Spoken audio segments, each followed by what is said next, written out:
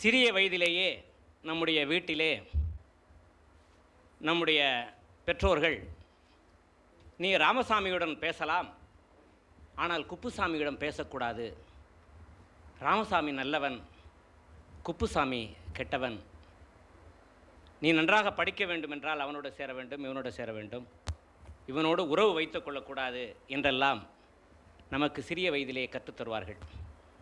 நட்பு பாராட்ட வேண்டும், நண்பனாக ஏற்றுக்கொள்ள வேண்டும் என்பதற்கு சில விதிமுறைகளை வகுத்து சொல்வார்கள்.